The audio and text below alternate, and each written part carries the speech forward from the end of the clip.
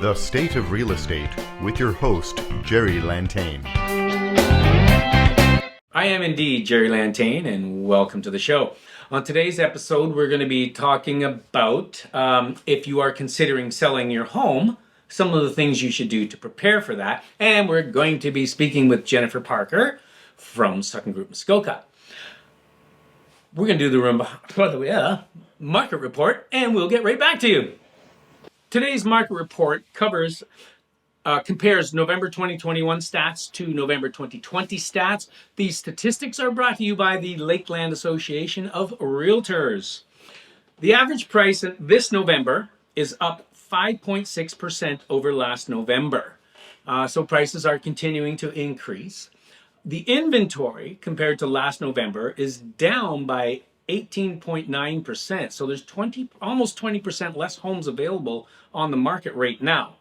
Actual sales are also down by 28.2%, which means there's not been as much buying this November as last November by, again, almost 30%. That would lead you to believe that the market's cooling down, but it hasn't. People are still getting 3.2% over their asking price on average. So that would tell me that there's still some bidding wars going on and comparative pricing. The average days homes are lasting on the market is down by 26.3%. So last November, it took 19 days to sell your home. This November, it's only taking 14 days to sell your home. So there are less homes on the market. Even though there are less sales, there are still a lot of buyers and things are moving very fast. So it is still a seller's market here in Muskoka.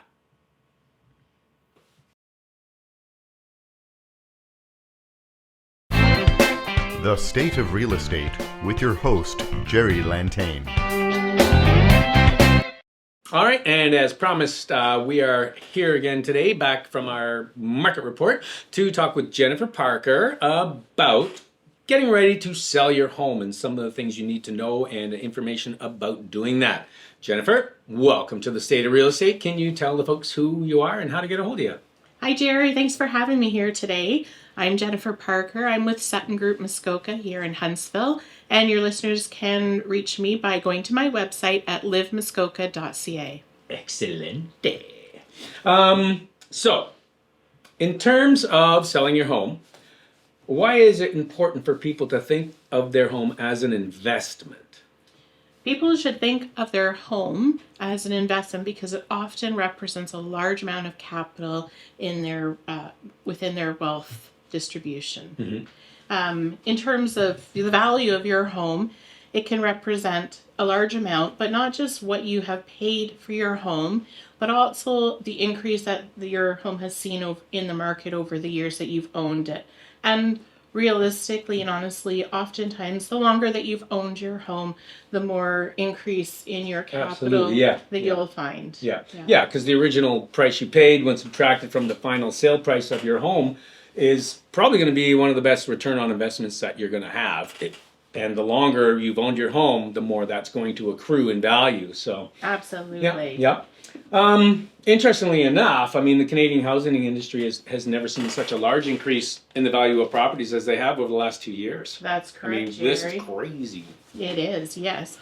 The market has been crazy. It's a wonderful time to consider selling your home and extracting the equity and value out of your home because, yes, Jerry, in the last 2 years, the price of homes have skyrocketed. Mm-hmm, mm-hmm. And, when you think of your home as an investment, any improvements that you make over time, short-term, long-term, or whatever it stands, these are the things that will also have a positive impact on that accrued value or increasing the potential value. So, the bottom line is you want to maximize what your home can get you. I mean, so what other things are sort of, I'm just going to read right off the sheet. One of the more important features that helps attain a higher value in a resale property is what we call pride of ownership. Jennifer, you want to go into pride of ownership, sort of curb appeal kind of thing? Sure, Jerry. Curb appeal is really important for the value of your home. It's the first thing that a potential buyer sees when they pull up. And it often gives them the impression of how the home is cared for overall. But it's a good indication of it. It is, absolutely. You could have a beautiful interior, but if you pull up and the exterior is loaded with garbage and it hasn't been maintained and the paint is peeling, the buyers will walk into your home looking for what has to be done. Mm-hmm. Yeah, and also, I mean, it's a reflection on the pride of ownership in the home when the garden's overgrown and all weedy, and trees and you know, kind of overgrown, scrubby stuff in front of the house. You can't even see it sometimes. I mean, you know, and it takes not much to deal with that and give yourself that curb appeal. That's right. And you should also take a good look at the paint, make sure it's not peeling, make sure that your decks are in good repair. Mm-hmm. The stairs that your buyer's going to walk up are even and solid. There's a lot of things to consider. Absolutely. On the exterior of your home, and it wouldn't hurt to cut your grass either. Absolutely, yeah. I mean, because you know, the better condition of your home is, the more you're going to maximize the profit on the sale. Flipping the pay. Jerry, Yes. in the winter, of course, here in Huntsville, it's really important also to make sure that your walkways are shoveled.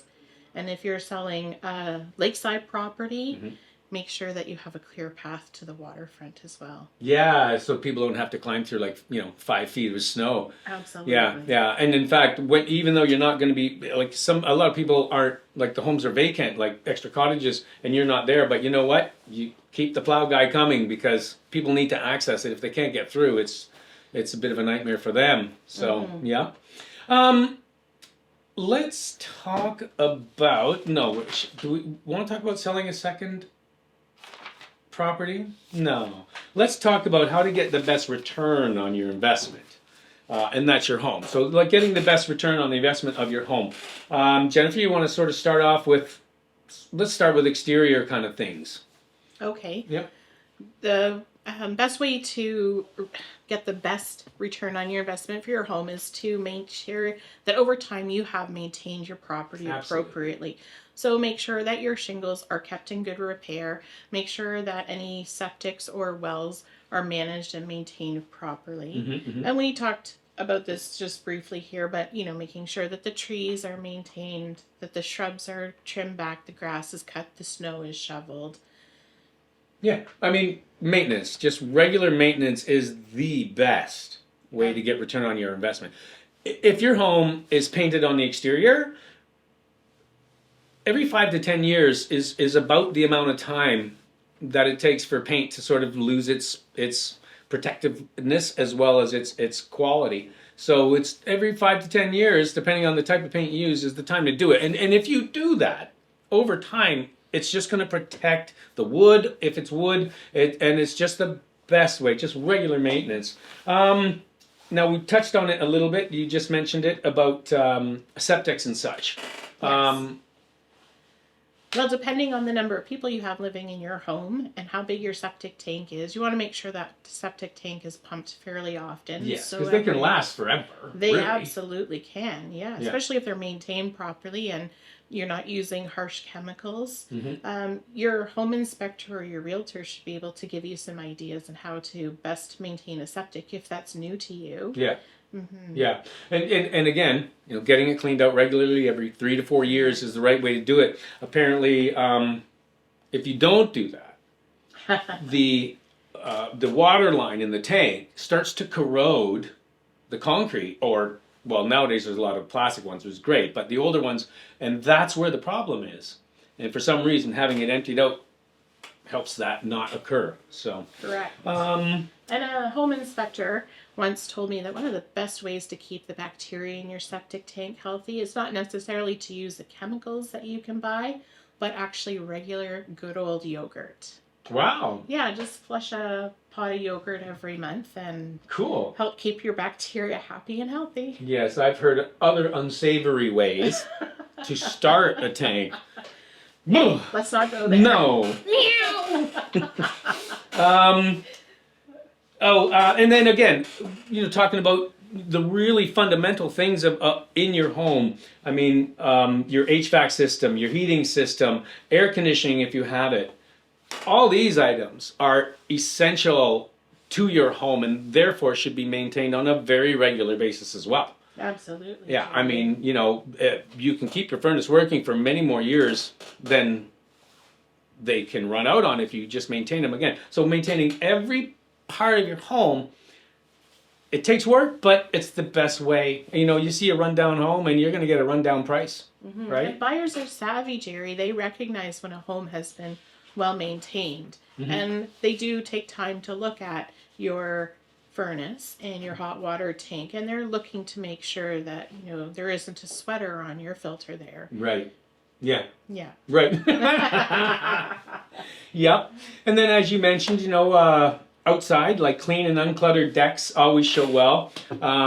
Older decks can start to get dirty or start to rot. You might want to replace some boards. I come from the painting trades. Prior to getting involved in real estate, I was a painter for many years, and I'm just going to flat out say, don't ever paint your wooden decks, because if you paint or stain a wooden deck, it's just a matter of 2 or 3 years' time. You will have to paint it again, and you will always have to maintain it. I mean, the pressure treated wood that they have nowadays, I mean, you don't have to paint it, and it will last a very long time. I think painting decks and things is just, you're begging for a lot of maintenance, you know? You want to maintain your decks, but you don't want to have to do it every year. So, because it's a lot of work. So, yeah, just maintaining, uncluttering decks and stuff like that when you're looking at getting ready to sell. Another way to get the best return on your investment is to make a list of all the improvements that you've ever done. Absolutely, Jerry. So if you've upgraded your kitchen or your bathrooms recently, or if your roof is new or newer, and make a list and give that to your real estate agent so that she can supply that to potential buyers, or he can supply that to potential buyers as they're coming through your home.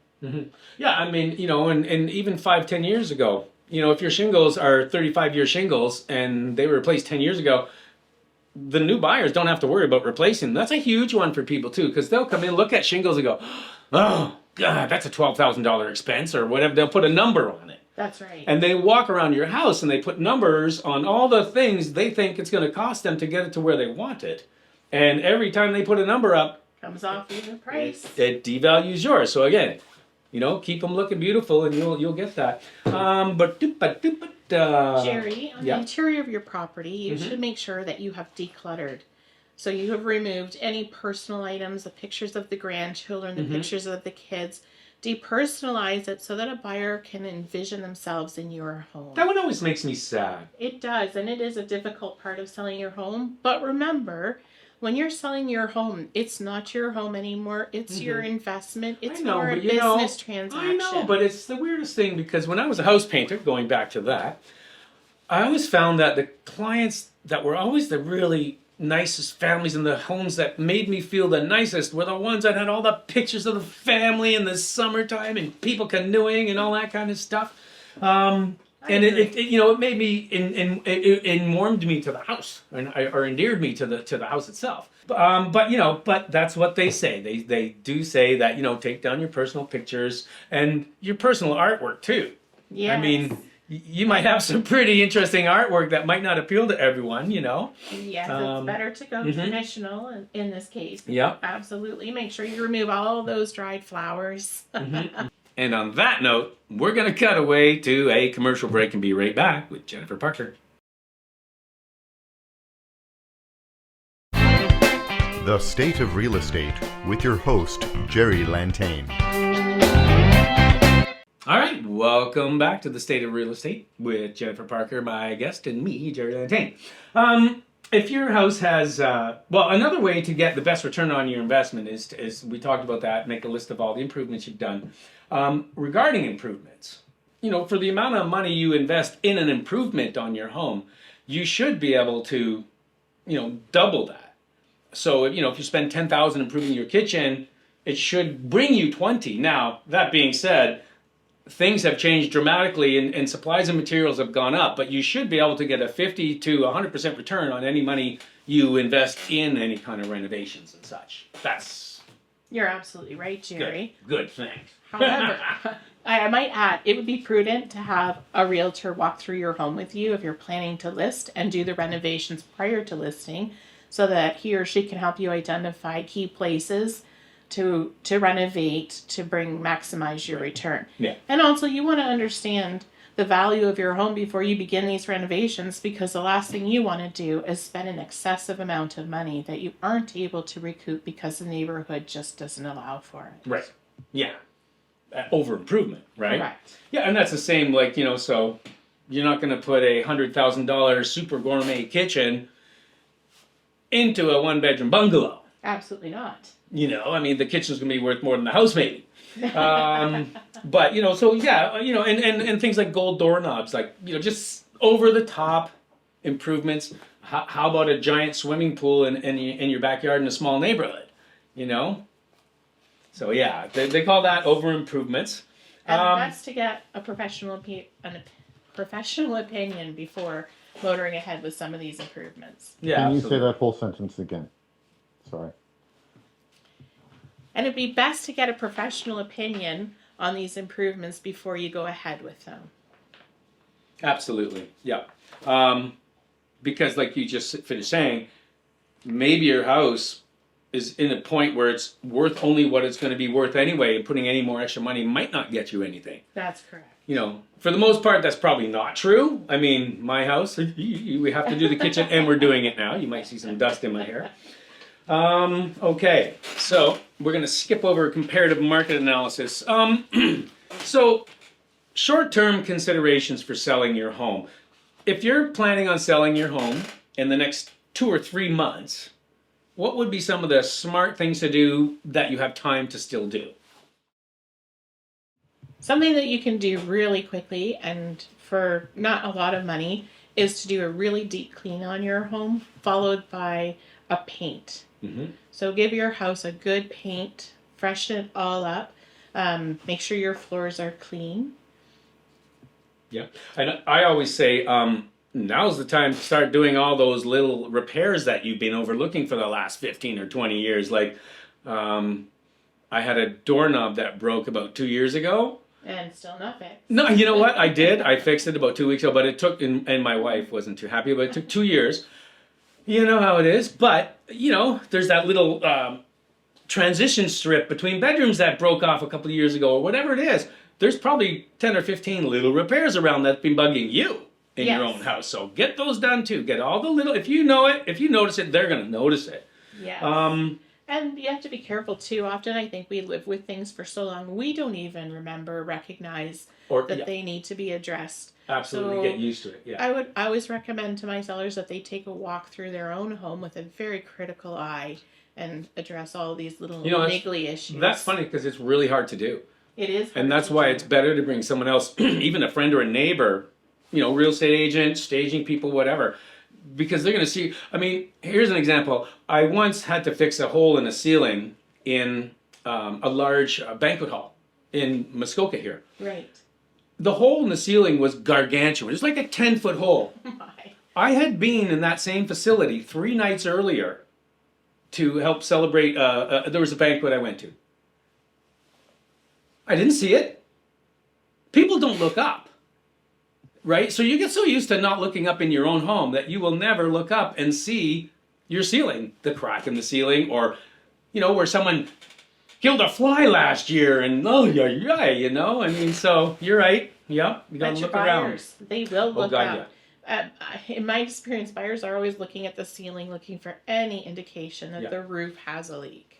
So, yes. Absolutely, yeah. The ceiling is just as important as the walls or the floor. Those telltale yellow Yes. rings that aren't quite perfect circles, Yeah, that's what you see in the ceiling.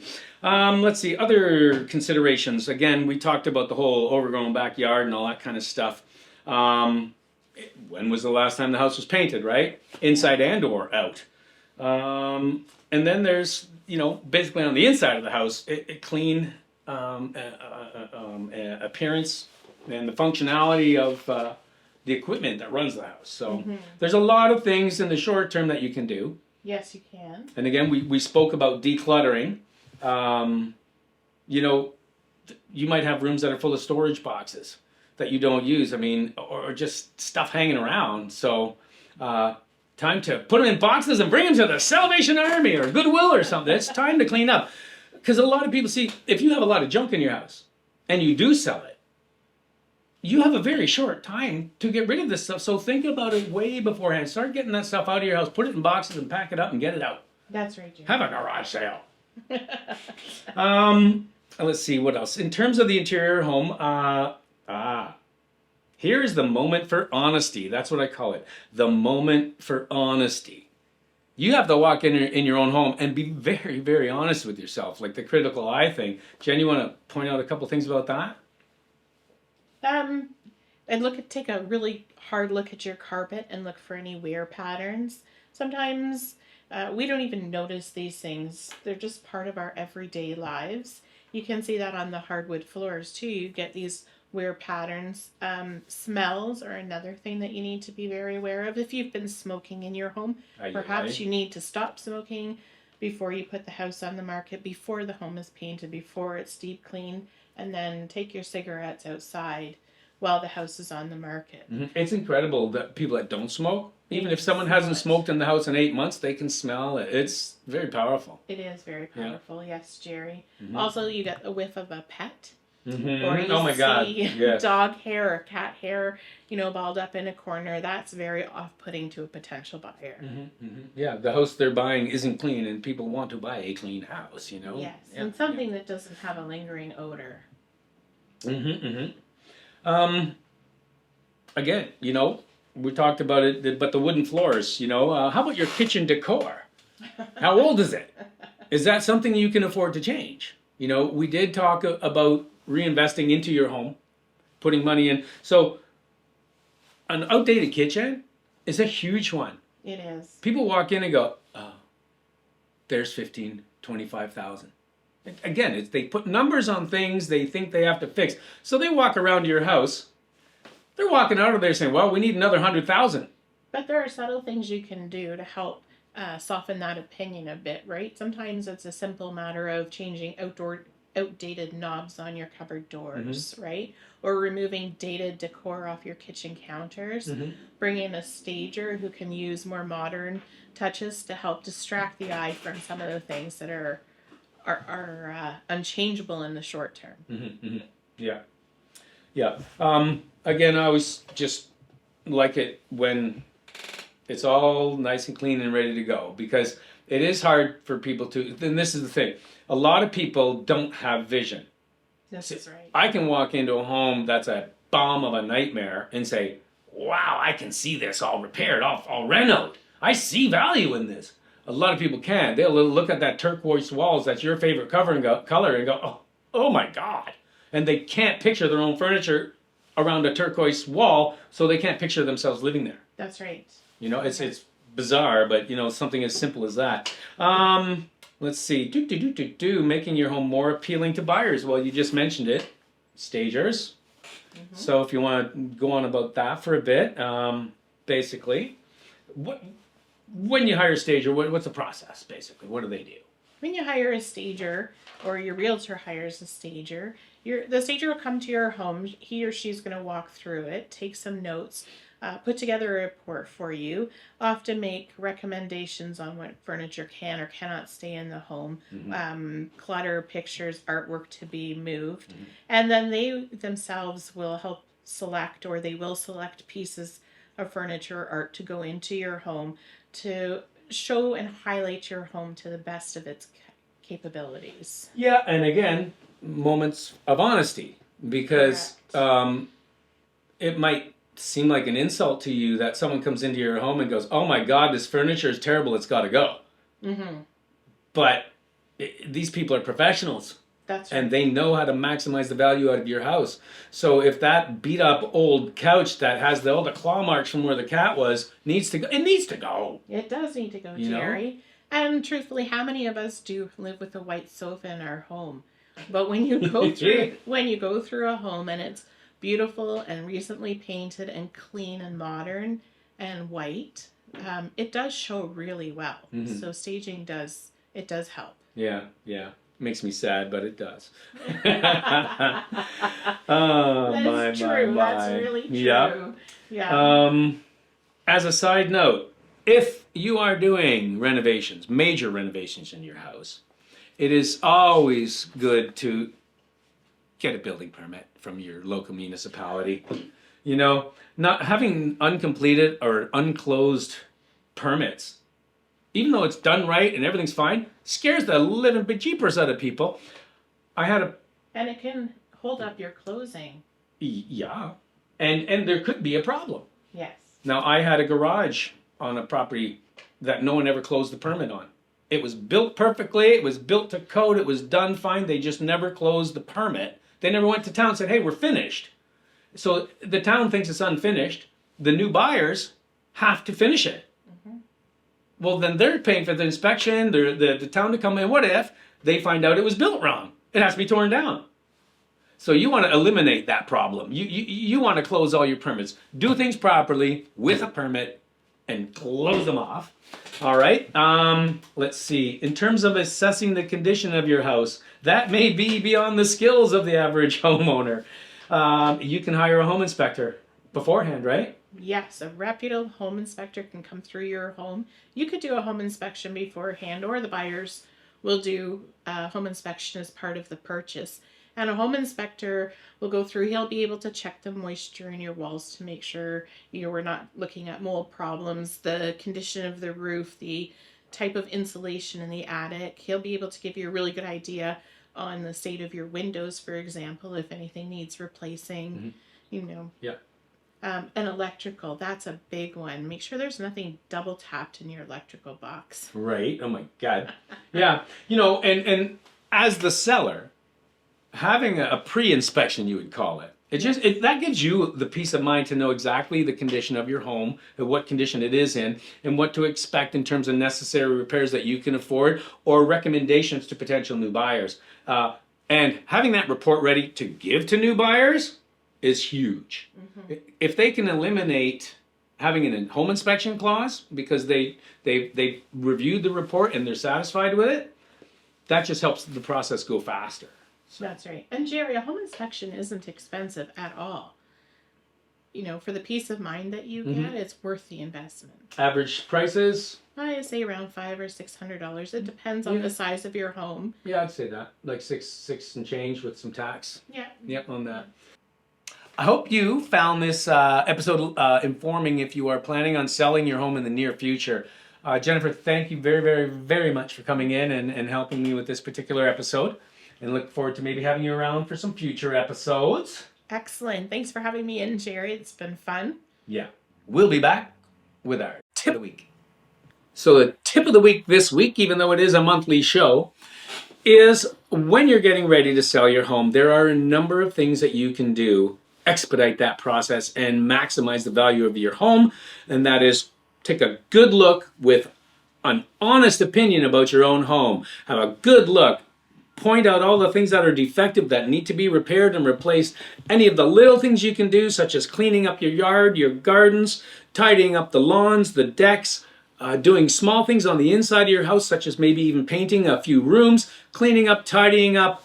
That's really what you need to do. But the real tip of the week is when you're thinking about selling your home, whether it's long or short term, be very honest with yourself about the condition of your home.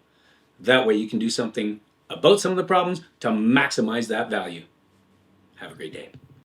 The State of Real Estate with your host, Jerry Lantain.